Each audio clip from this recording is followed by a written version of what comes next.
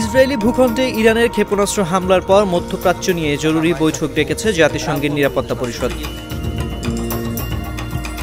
স্থানীয় সময় বুধবার সকাল 10টায় নিউ ইয়র্কে জাতিসংঘের সদর দপ্তরে বৈঠক অনুষ্ঠিত হওয়ার কথা রয়েছে।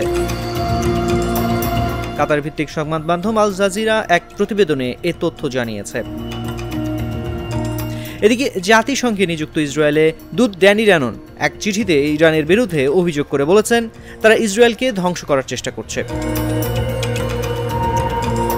তিনি ইরানের প্রতি নিন্দা জানাতে ও ইরানের ইসলামী বিপ্লবী গার্ড কর্পসকে সন্ত্রাসের সংগঠন হিসেবে আখ্যা দিতে জাতিসংঘের নিরাপত্তা পরিষদের প্রতি আহ্বান জানিয়েছেন।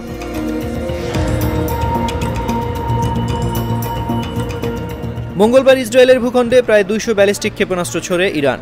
গাজা ও লেবাননে হত্যাকাণ্ডের পাশাপাশি হামাস, হিজবুল্লাহ ও আইআরজিসি কমান্ডারদের হত্যার প্রতিশোধ হিসেবে এই হামলা চালানো হয়েছে বলে স্বীকার করেছে তেহরান।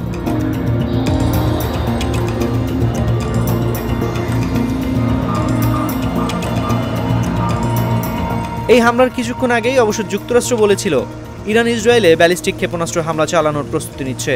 CNN এর লাইভে বলা হয়, হোয়াইট হাউসের একজন ঊর্ধ্বতন কর্মকর্তা এমন তথ্য জানিয়েছেন। এই কর্মকর্তা বলেন, মার্কিন যুক্তরাষ্ট্র বিশ্বাস করে ইরান ইসরায়েলের বিরুদ্ধে অবিলম্বে ব্যালিস্টিক ক্ষেপণাস্ত্র হামলা চালানোর প্রস্তুতি নিচ্ছে। আমরা এর স্পষ্ট ইঙ্গিত পেয়েছি।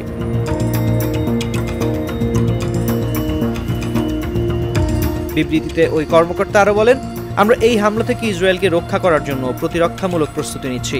ইসরায়েলের বিরুদ্ধে ইরান থেকে সরাসরি সামরিক হামলা ইরানের মধ্যে মারাত্মক পরিণতি বয়ে আনবে। হামলার পরপরই ইসরায়েলের প্রতিরক্ষা বাহিনী জানায়, ইরানের হামলার জবাব দিতে প্রস্তুত আছে ইসরায়েল। ইসরায়েলের প্রধানমন্ত্রী নেতানিয়াহু হুঁশিয়ারি দিয়ে বলেছেন, বড় ভুল করেছে ইরান, এর চরম মূল্য দিতে হবে।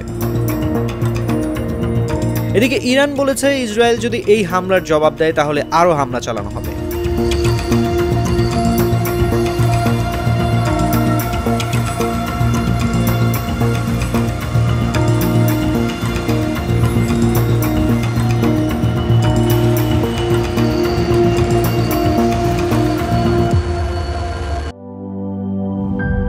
সকালটা রাগিয়ে জগৎটা জাগিয়ে